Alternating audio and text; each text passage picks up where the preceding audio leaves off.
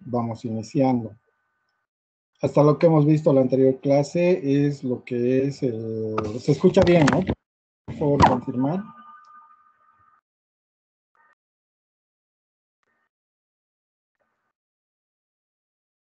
Sí, doctor. Perfecto. Ya.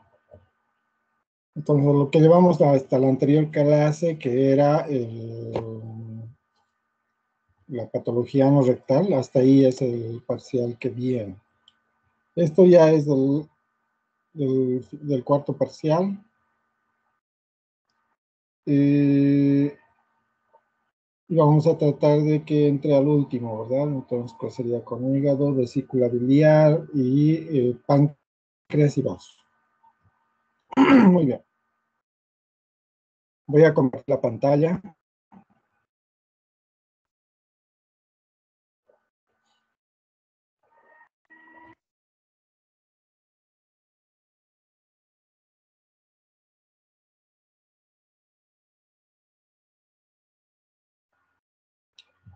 No sé si se ve.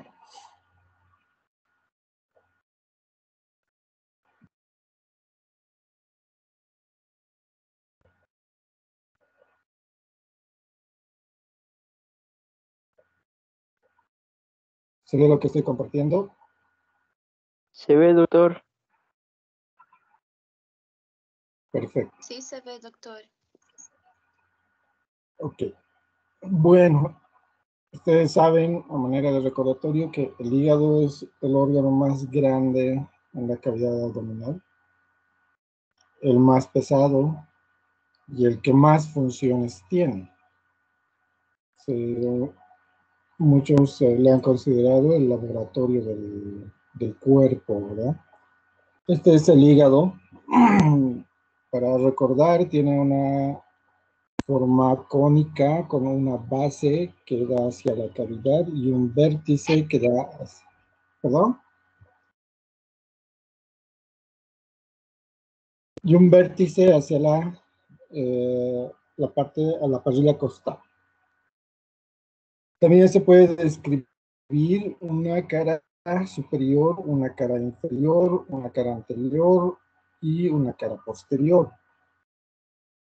La división anatómica del hígado es en dos, un lóbulo derecho y un lóbulo izquierdo. Como medios de fijación, tenemos arriba los ligamentos, principalmente los ligamentos triangulares, que son los laterales, y algunas proyecciones de lo que es el peritoneo parietal, que va a ir a formar también parte de la cápsula de Gleason. Y esta es su fijación superior. Luego tenemos el ligamento falciforme, que va a alojar al ligamento umbilical, que es un resto embrionario. Antes aquí había una arteria, ¿verdad? Y dos venas que venían desde el cordón umbilical.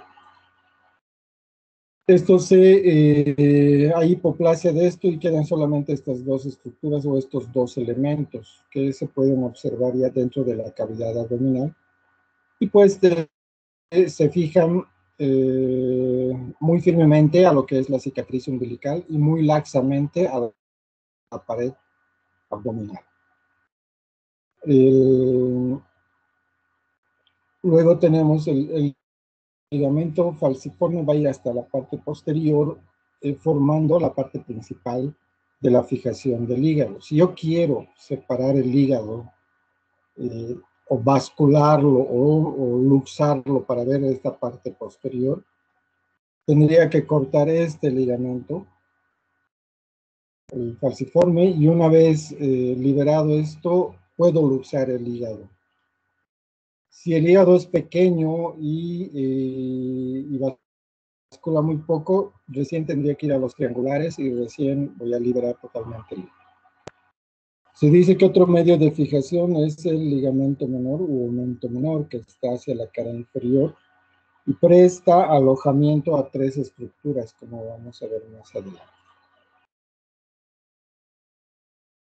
El hígado en realidad es un conglomerado de órganos o microórganos que se han denominado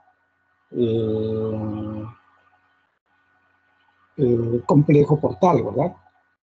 Donde prácticamente son elementos de estas estructuras, la vena porta, una arteria, una rama de la arteria y un conducto biliar, formando una zona central hexagonal, de donde o a donde confluyen los espacios interparenquimatosos que van alojando a los hepatocitos. Esa es la estructura funcional del hígado, fisiológicamente hablando.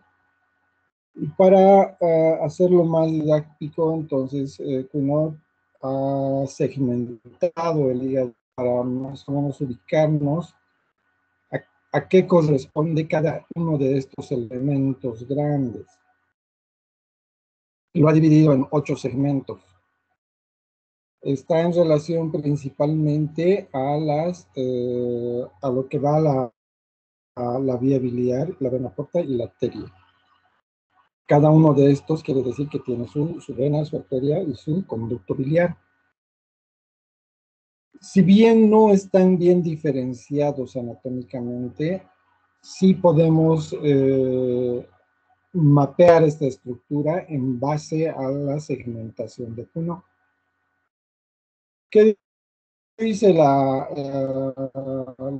segmentación de Cuno? Que el hígado, para empezar, tiene dos partes, un lado izquierdo y un lado derecho.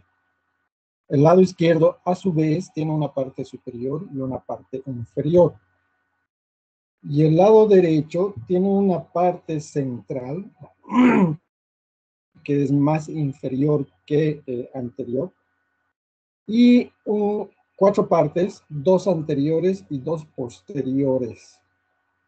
¿Ya? Entonces, esta segmentación que he hecho, entonces la he puesto números. Así tendríamos un segmento 1 y 4 en este caso, que corresponderían a los lóbulos inferiores, tanto anterior como posterior. En el lado izquierdo, 2 segmentos, un segmento 2 y un segmento 3. Y en el lado derecho, esta parte de ustedes ven, en realidad estos 2 son anteriores y estos 2 son posteriores. Y los puso en sentido de las manecillas del reloj. 5, 6, 7 y 8. El segmento 8 representa el segmento más grande. En realidad es toda una porción postero-superior. ¿En qué nos ayuda esto? Si digamos yo veo una lesión por aquí, pues diré que veo una lesión prácticamente hacia lo que es el segmento 8. Y eso ya me hace recordar que eso está hacia atrás, ¿verdad? La parte más posterior. Y si hay un fin quirúrgico o un fin o algún método invasivo que deba hacer, tengo que considerar el abordaje. Si vemos de abajo, de la parte en realidad de adentro, dentro de la cavidad, vamos a ver la cara inferior del hígado, que es la cara principal, donde vamos a tener el lóbulo cuadrado, ¿verdad? Donde va a ingresar la parte del ilio, cuyas estructuras las vamos a ver más adelante. Y a partir de aquí se va a dividir en un lado derecho, un lado izquierdo. A su vez, el lado izquierdo se va a dividir en un lado superior, en un lado inferior. Y así sucesivamente, correspondiendo a cada segmento del hígado.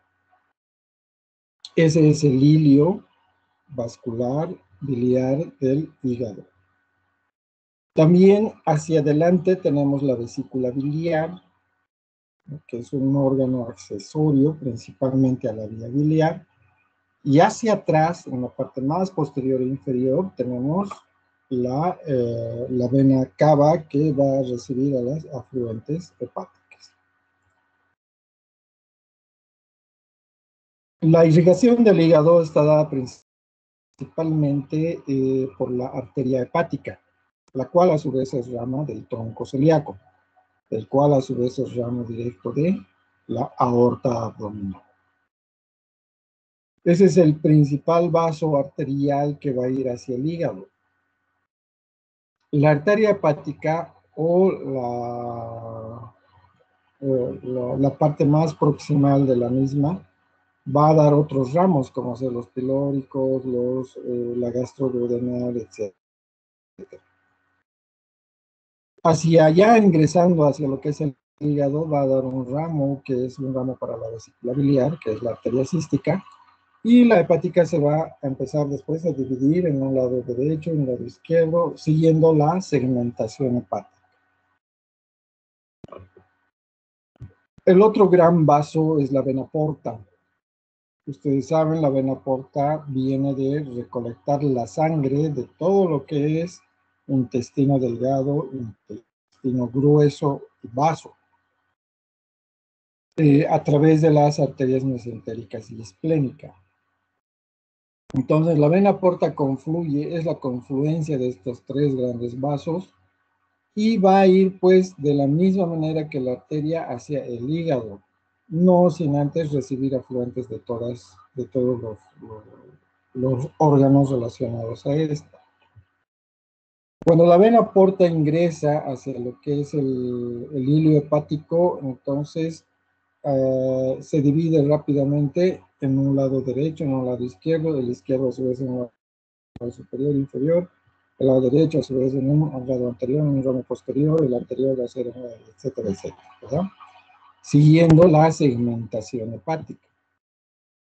Se dice que la vena porta contribuye por lo menos al 70% de la irrigación del hígado. O sea, es un vaso nutricio importante. Y el resto, el que correspondería al 30%, corresponde a la arteria hepática. Este dato en cirugía es importante, puesto que el que debemos conservar ante todo es la vena porta. Y con muy leves consecuencias si se sacrifica la arteria hepática. El otro problema de este territorio vascular es que es muy irregular, muy inconstante.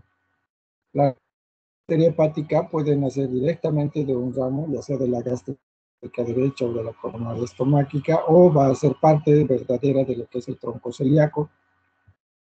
Puede dar su ramo pancreático, puede dar también un ramo mesentérico antes de dar su arteria cística, ¿verdad? Su arteria hacia la vesícula. O si no ser estos ramos únicos y ser largos. Entonces estamos hablando de anomalías y son muy frecuentes en este territorio, tanto del conducto biliar como de la arteria principal. ¿Quién recoge todos los desechos del metabolismo hepático? La vena cava inferior. La vena porta más bien contribuye a la nutrición, oxigenación y trae todos los productos del metabolismo, ¿verdad? Trae ácidos grasos, trae fosfolípidos, trae proteínas, así, aminoácidos, hidratos de carbono, etc. Y una vez que se metaboliza en el hígado, van a ir a través de las suprahepáticas, que son tres, una derecha, una media y una izquierda. Después de confluir van a llegar a lo que es la vena cava inferior y tras seguir la vena cava van a ir hacia lo que es la vena cava superior y tras esta van a llegar a la aurícula derecha y de la aurícula derecha pues se vuelve a reiniciar la vascularidad normal. Entonces, en realidad esta anatomía sería esa, ¿verdad? Arteria y vena que ingresan y las suprahepáticas que recolectan el producto de los desechos. La única de salida en este caso es la vía biliar. La vía biliar es producto o lleva el producto de las células del hepatocito, donde el producto más importante es el metabolismo de las bilirrubinas, ¿verdad? A través de los tubos biliares o líquidos biliares. Entonces, quedaría con esto una forma de recolectar de todos estos segmentos el líquido biliar formado por los hepatocitos, y de los hepatocitos se pasan a canalículos. Los canalículos se llaman los conductos de Hering, que cada vez van a ir confluyendo más hasta formar los canalículos biliares principales. Estos a su vez van a confluir después de la segmentación en dos, en una rama derecha y otra rama izquierda, denominados conductos hepatobiliares. Cuando confluyen el derecho y el izquierdo, forman un conducto común, el hepático común. Y cuando se une al conducto cístico de la vesícula, van a formar otro conducto que se llama colédoco. Entonces, esta es la estructura de la vía biliar. Su sección es incompatible con la vida, ¿ya? O su oclusión o su apertura. Entonces, hay que tener mucho cuidado con esta vía biliar. Entonces, anatómicamente el hígado es lo que representa, ¿no? Un parénquima, una arteria y una vena nutricias, que serían la arteria hepática y la vena porta, y unos conductos biliares que llevan los jugos biliares o secreción biliar que viene desde los hepatocitos.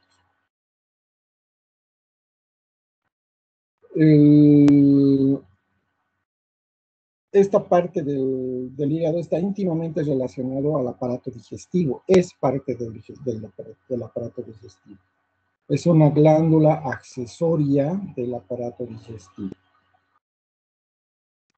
Las funciones más importantes del hígado son del metabolismo propio de todo el cuerpo. Aquí se forman las proteínas, aquí se forman los fosfolípidos, aquí se forman las grandes sustancias que van a contribuir a muchas partes del organismo. Incluso se forman algunos factores de coagulación, también se forman algunos productos de los metabolismos o de los ciclos bioquímicos, tales son como el ciclo de Krebs, el ciclo del ácido láctico, etcétera, etcétera. Entonces es una infinidad de funciones que tiene el hígado.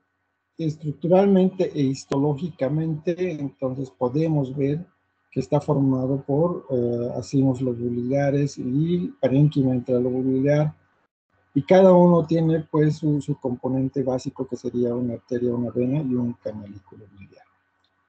Los hepatocitos rodean todo esto y tienen directa relación con el metabolismo bioquímico. La función hepática está dada por el hepatocito. La función de transporte está dada por la secreción biliar.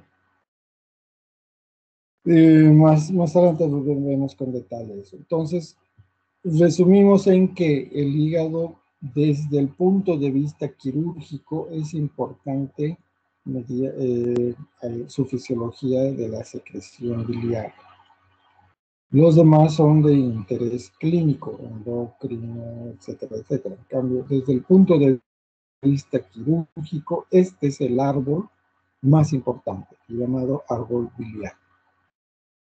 Cuando hablamos de bilis, hablamos de muchos productos, pero en su mayoría tiene relación con las grasas, ¿verdad? Con los lípidos, el colesterol, los fosfolípidos, los triglicéridos, etcétera, etcétera, etcétera.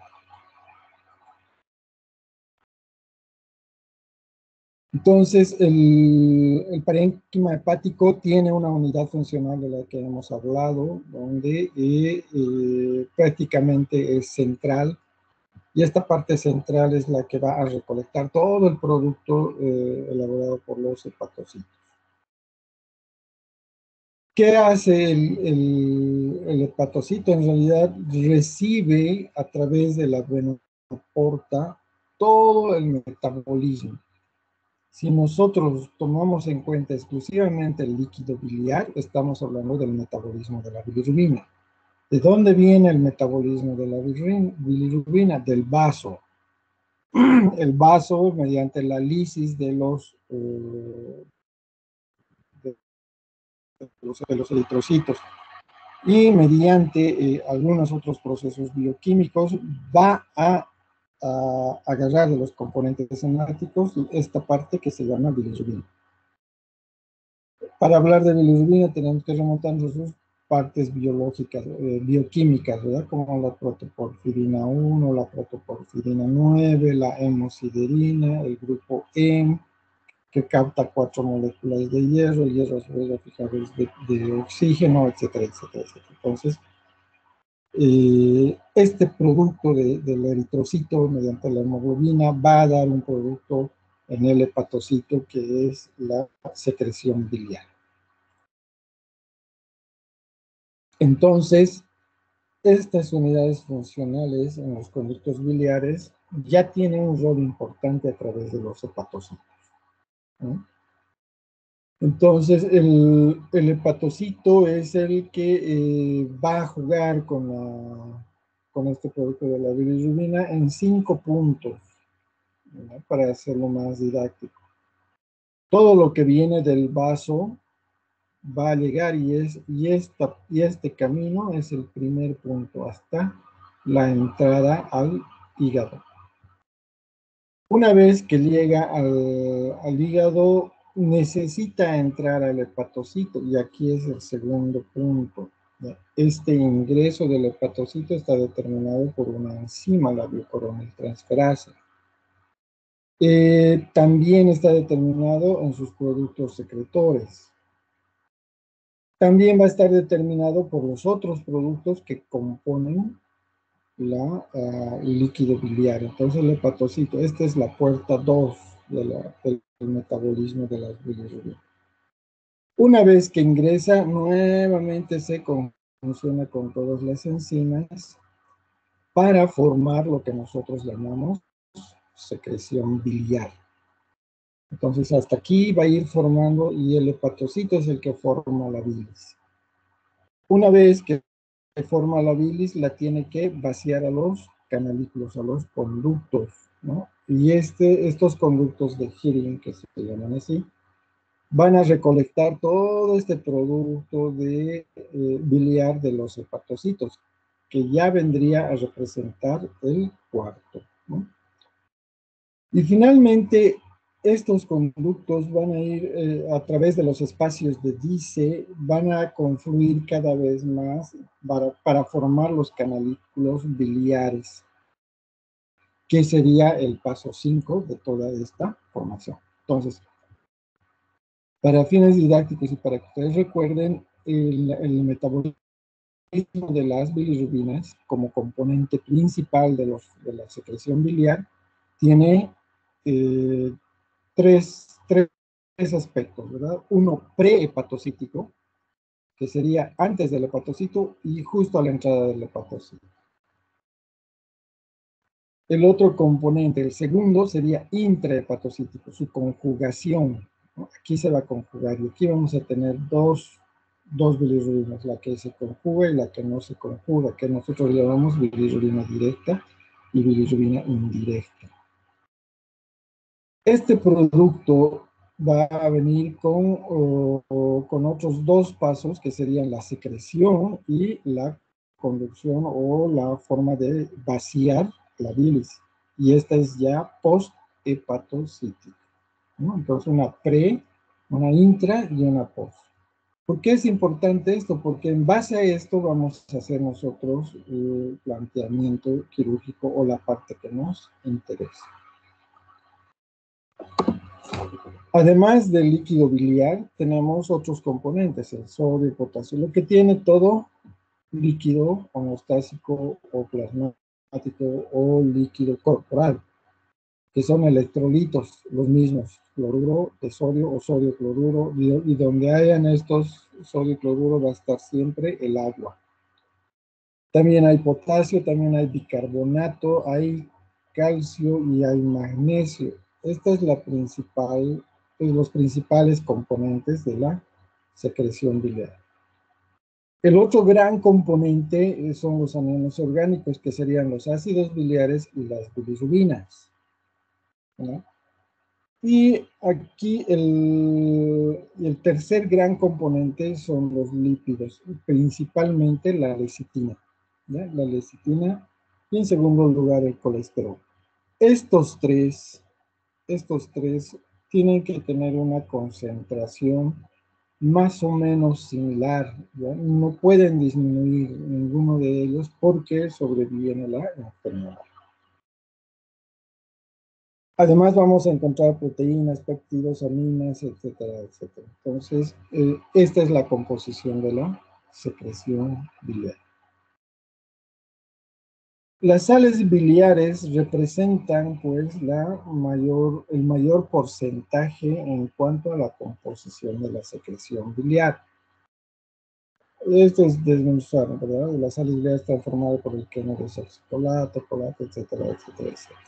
La lecitina es el segundo en concentración. Y en tercer lugar, pues están los otros productos que vendrían a ser proteína y colesterol. Y después vienen otros productos propios como son los electrolitos, los fosfatos, etcétera, etcétera. Esto es lo que maneja el hepatocito, ¿ya? El hepatocito, antes de vaciarlo hacia lo que es el conducto. Una vez que se dispone a vaciar estos productos dentro de lo que nosotros llamamos vulgarmente jugo biliar, entonces, una vez que salen del hepatocito, hay una relación directa de los componentes con el flujo que va a ir hacia los conductos biliares, ¿ya? Lo que son representativos de la excreción del hepatocito. Esta relación directa es que si el flujo es mayor, pues también mayor va a ser la excreción, ¿no? Entonces, mientras más se forma, más se excreta. También aumentan las concentraciones, entonces a mayor flujo, mayor excreción, mayor concentración de componentes biliares. Y esto va a hacer que la osmolaridad de la bilis cambie, el peso, la presión, etcétera, etcétera. Todo lo de los conductos varía.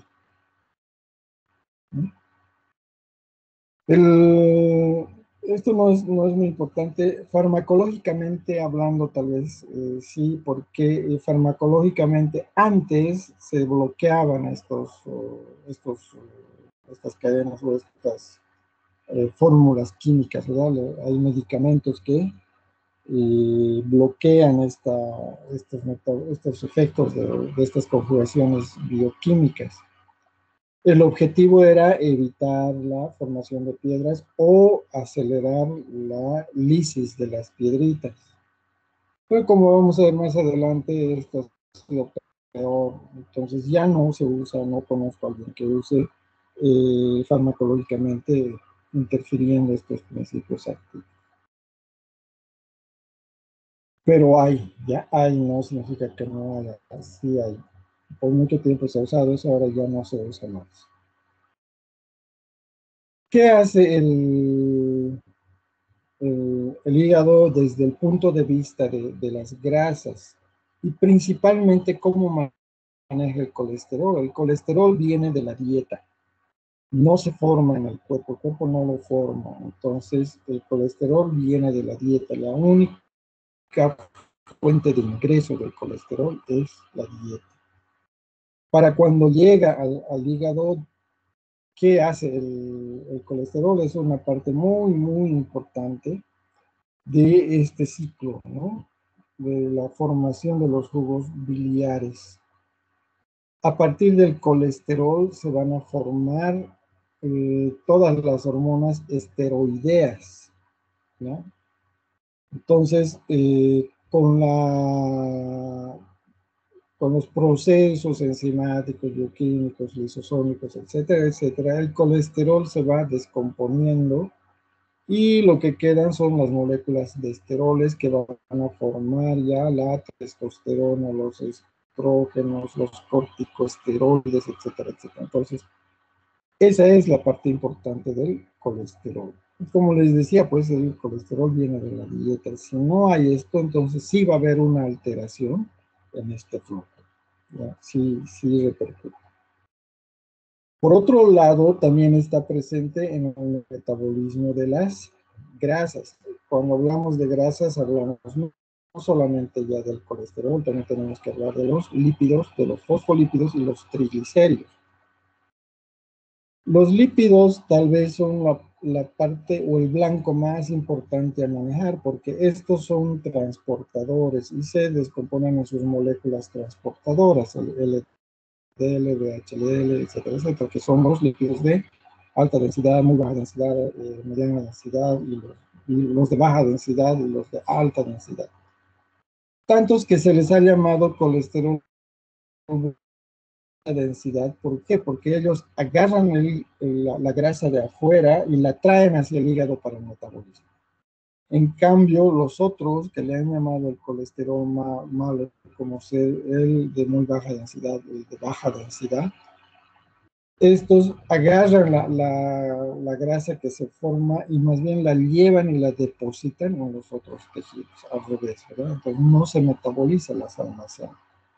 Este es un marcador para las enfermedades clínicas. Y los triglicéridos, que son un factor muy importante para la energía.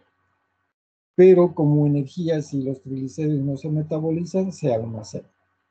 ¿No? Se almacenan. Entonces, esa es la importancia del metabolismo de los grasas y esta es la base de muchas dietas, de muchos tratamientos quirúrgicos, etcétera, etcétera, etcétera. El que más trabaja con todo esto es el hepatocito, ¿no? Cuando hablamos de hígado, entonces hablamos de hepatocito. El hígado o el hepatocito necesita de esta sustancia para desarrollar estos procesos desde el punto de vista lipídico. La grasa como tal en el alimento no es fácil de absorberse, entonces necesita sí o sí las sales biliares. ¿Qué hacen las sales biliares? Lisan los enlaces fuertes de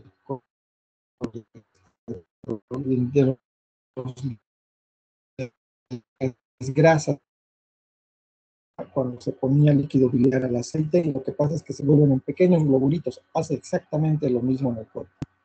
Y eso se llama micelas, ¿verdad? Las formas de micelas. O también denominada acción detergente de las sales biliares. ¿Para qué las vuelve así? Para que sean fáciles de desconjugar, para que sea fácil de lisar. Entonces, así vamos a tener los diferentes componentes. Esa es la gran importancia de las sales biliares. ¿Juegan un rol importante durante la digestión? Pues sí. Esa es una de las funciones más importantes. Más de lo que les he hablado, que esto es más para especialidad, ¿verdad? Entonces, las sales biliares lo que van a tener es un rol muy, muy importante en el metabolismo de las grasas, en el metabolismo de los lípidos. ¿Cómo funcionan a grosso modo? Entonces, el hígado es el que forma la bilis. Los jugos biliares o las sales biliares. Aquí, para la formación de sales biliares, no se olviden que ha tenido que pasar por el metabolismo de la bilirrubina. A través del metabolismo de la bilirrubina, el hepatocito sintetiza las sales biliares y las pasa al intestino delgado. Esta es una secreción constante, ¿no? No es cíclica, es constante. Respuesta a la ingesta. Entonces, esto tiene un ritmo de secreción y una cantidad promedio de secreción que puede ir desde los 700 o 800 mililitros hasta los 1500 mililitros, 1300 a 1500 mililitros por día. Pero, ¿qué pasa si el individuo se come un alimento altamente lipídico, con mucha grasa? Como esto es constante, necesita un reservorio, y este reservorio es la vesícula biliar, que puede almacenar hasta 50 mililitros de líquidos biliares. Entonces, una vez que hace el individuo, pues la vesícula lo primero que hace es vaciarse, ¿verdad? Entonces, este es el suplemento biliar almacenado del mismo hígado. Ese es el único rol de la vesícula. No se conoce otro. Entonces, ser una bolsa de reservorio y por tanto es sacrificable. ¿Qué hay que decirle al paciente que se opera de la vesícula? Que no exceda los alimentos ricos en grasa. Nada más, eso es lo único que hay que recomendar.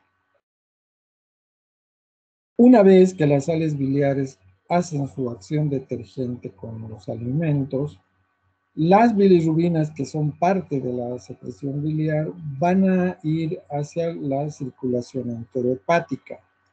Es decir, nuevamente se van a desglosar y un tanto se va a absorber y el otro tanto se va a eliminar por vía digestiva, con las heces. Las bilirrubinas a través de las sales biliares le dan color a las heces, por eso las heces tienden a salir amarillas. Si las heces salen blancas, ¿qué quiere decir? Que hay un problema en el metabolismo de las sales biliares o el metabolismo de la bilirrubina, ¿no? Entonces, es esta la circulación enterohepática de las sales biliares. Y obviamente una vez en el torrente sanguíneo, nuevamente empieza su ciclo bioquímico, ¿verdad? Entonces, por un lado del duodeno, pasa a lo que es la circulación sanguínea, nuevamente entra a la porta y nuevamente ingresa al hígado. El otro que no se utiliza pasa al ilion y va a eliminarse con las heces. El transporte hepático y la secreción biliares entonces se hace de esas formas. Les había dicho que viene una prehepatocítica, que viene desde el vaso, la lisis celular, y necesita una puerta de entrada hacia lo que es el hepatocito. Aquí hay enzimas que le abren la puerta a las bilirrubinas y el hepatocito es el que va a formar las sales biliares. Si existe un bloqueo aquí, todo lo que estaba antes del hepatocito o en la puerta se llama bilirrubina indirecta. O el verdadero o correcto nombre es bilirrubina no conjugada, ¿no? Entonces, todo lo que está aquí prehepatocítico es manifestación directa de la bilirrubina no conjugada. Y todo lo que va a salir una vez que se forman las sales biliares, una vez que se metaboliza esta bilirrubina, va a ir hacia lo que es el canalículo biliar.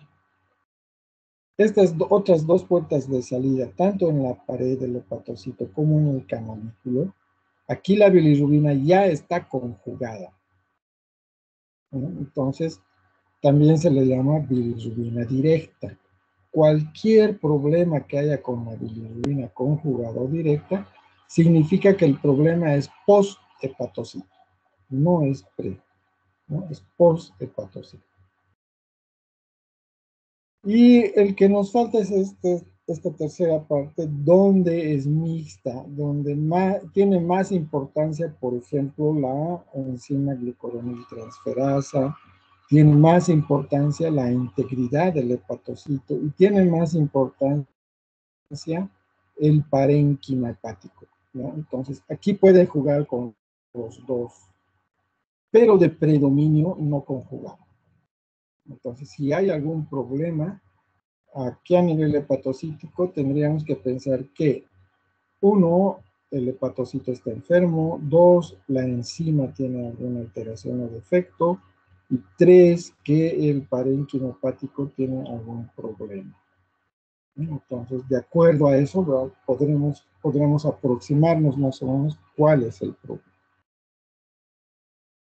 Entonces, esto es lo que les decía, la bilis le da color a las heces, podemos darnos cuenta si hay algún problema en cuanto a eso, ayudan en su digestión a través de la micelización de las grasas, facilitan la digestión, haciendo que sea más fáciles su formación a triglicéridos, ácidos grasos, etcétera, etcétera.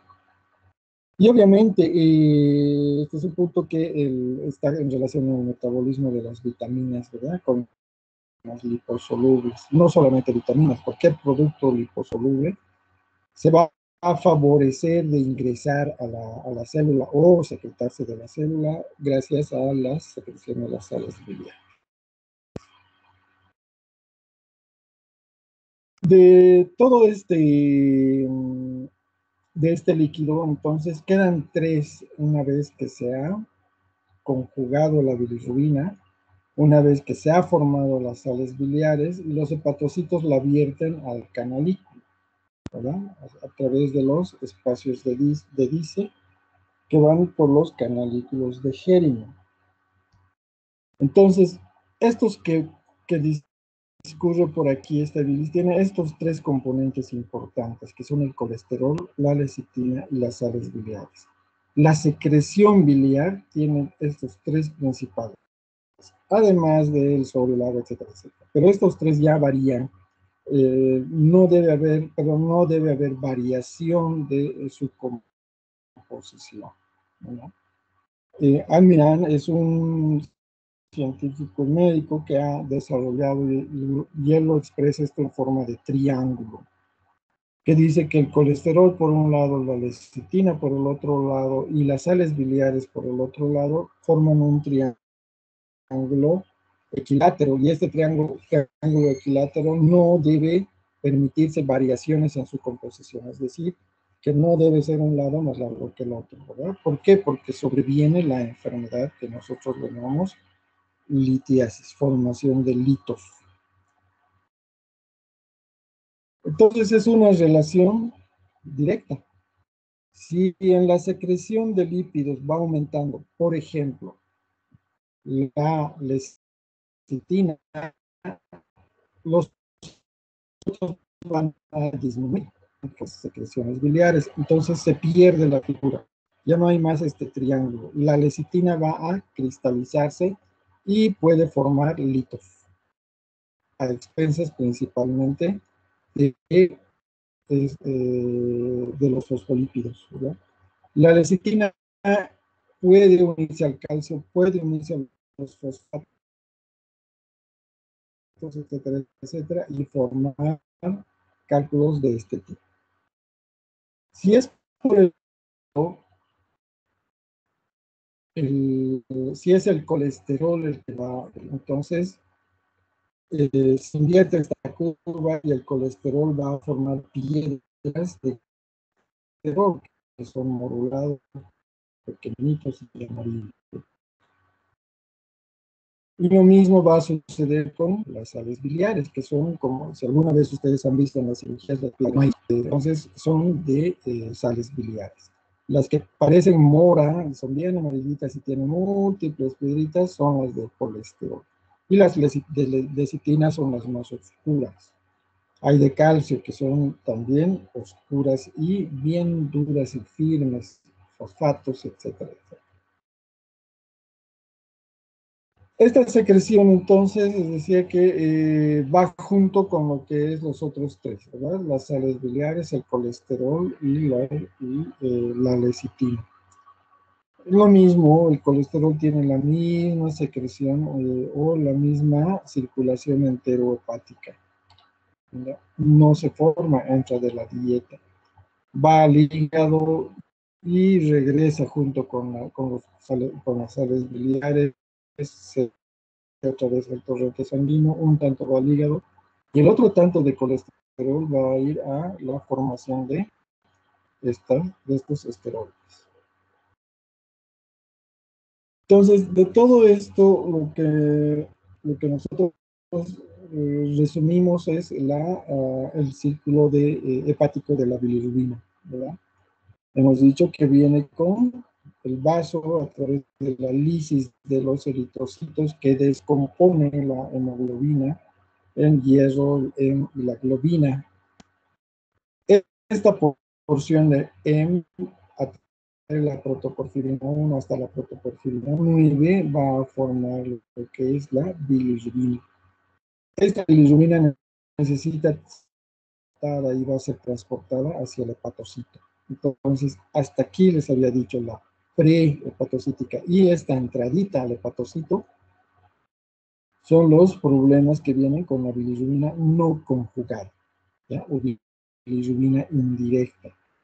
Aquí podemos hablar desde las anemias hemolíticas o alteraciones como la anemia falciforme o todas las que van a romper antes al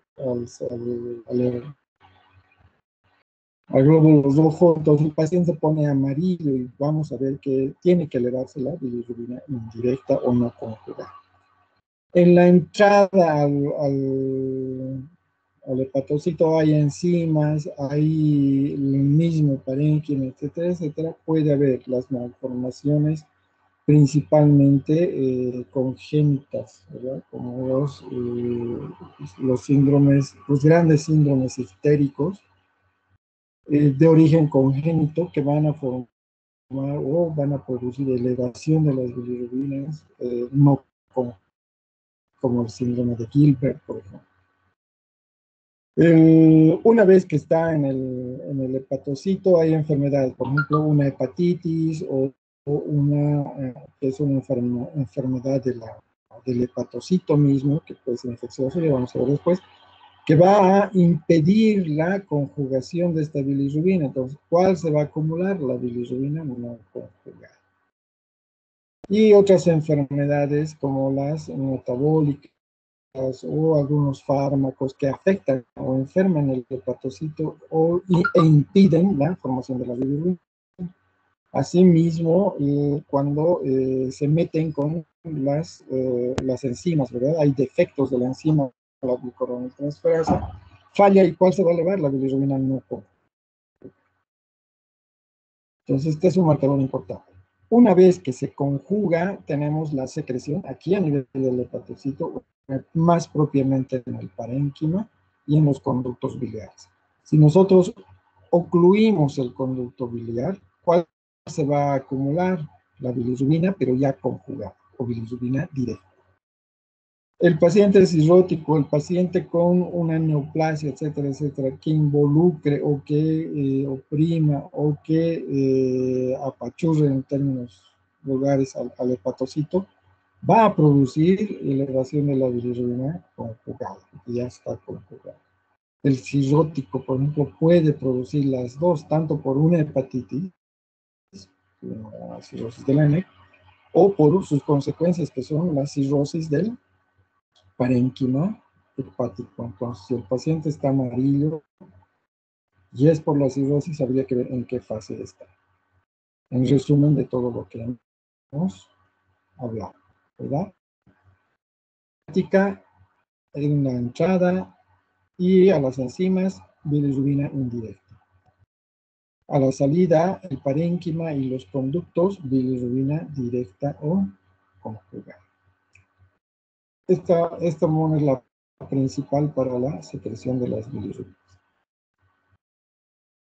Esto también es más de especialidad. Entonces, en el transporte pueden haber estas fallas y estas nos van a dar un montón de síndromes que pueden producir que se eleven las bilirrubinas conjugadas, ¿no? Es decir, en la pared o en el canalículo biliar. ¿Cuáles se van a elevar? Las bilirrubinas conjugadas. ¿Quién controla esta secreción biliar? Dos hormonas. ¿Ya? Es a través del sistema neuroendocrino principalmente. Hemos dicho que llega el alimento, se vacía a través del píloro y la primera en reaccionar va a ser la colecistocinina, que va a comunicarse con la vesícula y la vesícula va a hacer que se vacíe ese reservorio de bilis para que pueda haber micelización de las grasas y estas puedan absorberse y digerirse de manera óptima. Por otro lado está la secretina, que va a afectar no solamente la contracción de los canalículos, sino también la función hepatocelular. El hepatocito, la secretina, va a activar este se active la bioquímica de las bilirrubinas. Entonces son las dos hormonas más importantes. No se olviden que la secretina además es la hormona, una hormona muy importante para la secreción también pancreática, que la vamos a ver más adelante. Bien, entonces este es el resumen en realidad de todo el tema. Y ¿qué nos interesa como cirugía? Discriminar si esta es una enfermedad quirúrgica o no quirúrgica. Todos los problemas que produzcan elevación de la bilirrubina indirecta, en su mayoría son de resolución clínica. Aquí están las hepatitis medicamentosas, las hepatitis por toxinas, las hepatitis metabólicas, como de las enfermedades de hemosiderina, la enfermedad de cobre, además de los síndromes congénitos, ¿verdad? Las anemias hemolíticas, las protoporfirias, etcétera, etcétera. Todos esos van a producir elevación de la bilirrubina indirecta. No se resuelve quirúrgicamente. Se puede apoyar con algunos procedimientos, pero no se resuelven en definitiva. ¿Qué es de interés quirúrgico? El post-hepático. Es decir, esta recolección de secreción biliar hacia el intestino.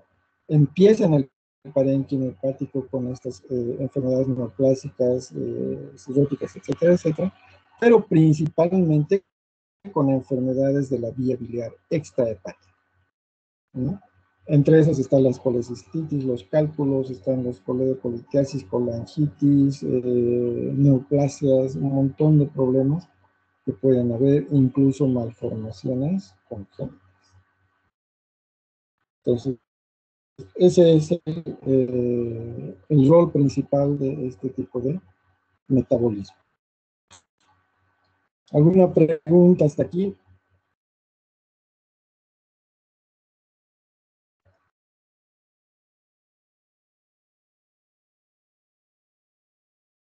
Me imagino que todo está claro. Bien, entonces este es el primer inicio en realidad del final.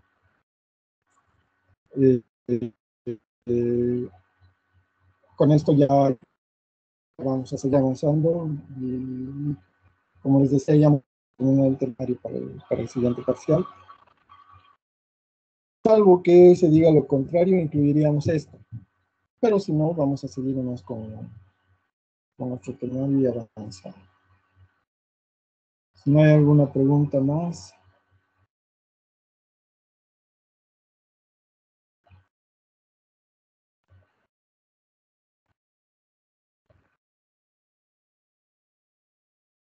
Cristian, Dana. Creo que No. Perfecto.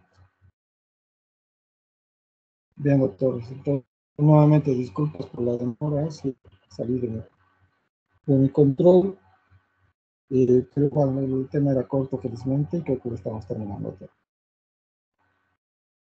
Entonces, tengan un buen fin de semana. Hasta luego y a cuidarse más. Hasta luego, hasta luego.